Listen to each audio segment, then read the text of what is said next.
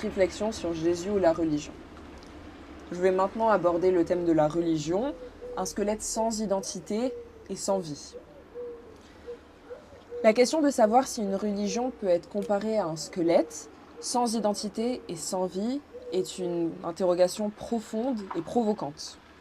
Cette métaphore suggère que la religion, sans le souffle vital de la foi et de la spiritualité, n'est qu'une structure vide, dépourvue de substance et de signification.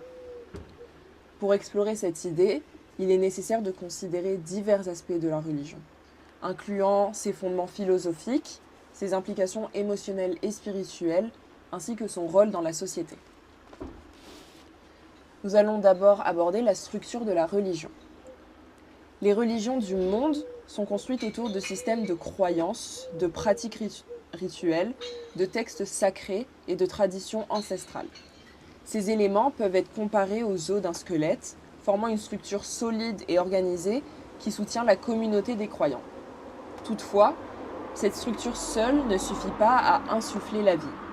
Sans la foi vivante des adeptes, ces éléments peuvent sembler rigides et dénués de dynamisme. Les rituels et les pratiques religieuses sont des expressions extérieures de la foi intérieure. Ils peuvent inclure la prière, la méditation, les cérémonies et les fêtes religieuses. Ces actes sont souvent codifiés et transmis de génération en génération, créant un cadre pour la vie religieuse. Cependant, s'ils sont accomplis mécaniquement, sans conviction ou compréhension profonde, ils peuvent devenir des gestes vides, semblables au mouvement d'un squelette sans vie. Je vais donc aborder la dimension émotionnelle et spirituelle. Premièrement, la foi et la spiritualité.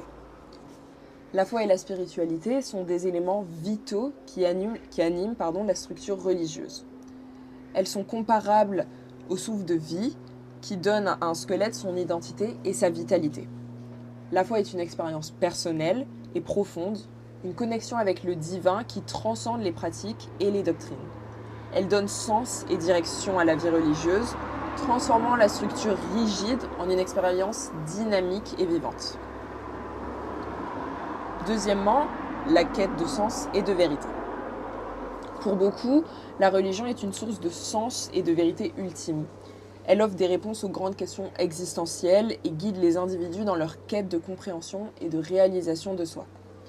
Cette dimension intérieure est ce qui donne vie à la religion, permettant aux croyants de s'identifier profondément à leur foi et de trouver réconfort et inspiration dans leurs pratiques.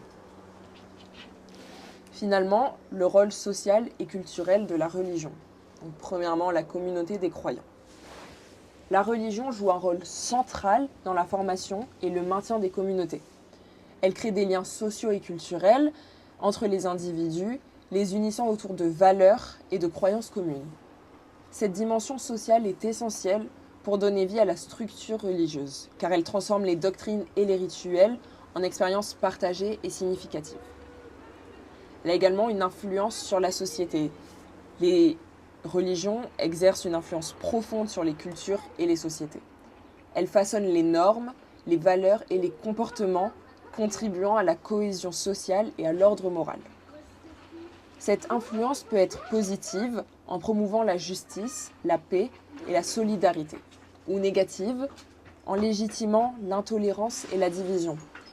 Dans tous les cas, la vitalité de la religion dépend de la manière dont elle est vécue et mise en pratique par ses adeptes. En conclusion, la métaphore de la religion comme un squelette sans identité et sans vie soulève des questions importantes sur la nature et le rôle de la religion dans la vie humaine. Bien que la structure religieuse soit essentielle, elle ne suffit pas elle seule. La foi vivante, la spiritualité profonde et les expériences partagées sont les éléments vitaux qui donnent vie à la religion, la transformant en une force dynamique et significative. Ainsi, la religion peut être vue comme un squelette qui prend vie grâce à l'engagement sincère et la quête spirituelle de ses adeptes, offrant un chemin vers la compréhension, la réalisation et la transcendance. Mais quel est son fondement ?